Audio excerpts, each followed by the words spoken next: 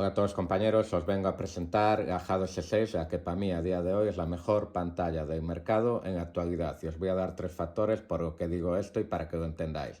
El primero, porque trae de serie el Quick Release, que quiere decir que es el sistema de suelta rápida universal para cualquier tipo de moto, ya no solo para BMW, para cualquier marca de moto, con lo que podemos ponerla y sacarla con total facilidad, ¿vale? Algo que pocas pantallas traen.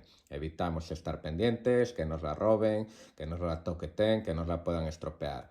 Punto número 1. Factor número 2. Sistema de presión de monitoreo de neumáticos que es muy fiable, muy estable y que funciona muy bien. Yo lo he probado personalmente. Y el factor número 3, que trae un sistema de aviso por colisión de cambio de carril. A través de ondas milimétricas, esta pantalla es capaz de avisarnos de que se nos acerca un vehículo, bien sea por un ángulo muerto o que no sea un ángulo muerto, pero que no lo hayamos visto. A través de la pantalla se va a encender la pantalla, nos va a dar un warning, nos lo va a dar visualmente, sonoramente y a través del intercomunicador que lo llevamos, con lo que podemos evitar un accidente.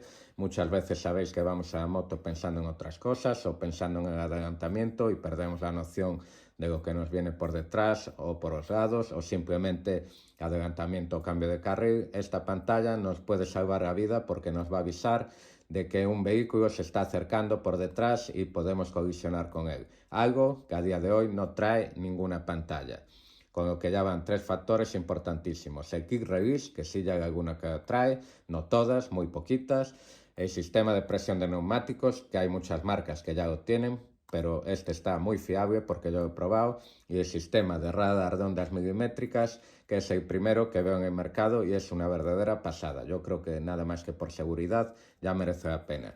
Pues estaros atentos a mi canal y podéis entrar en la página de Gajado para informaros sobre este sistema y veréis que es una verdadera pasada. Yo subiré la review en unos días para que veáis qué bien funciona y la maravilla que es esta pantalla. Para mí, como digo, a día de hoy la mejor del mercado. Venga compañeros, os veo en mi canal Happy Tail. Hasta otra.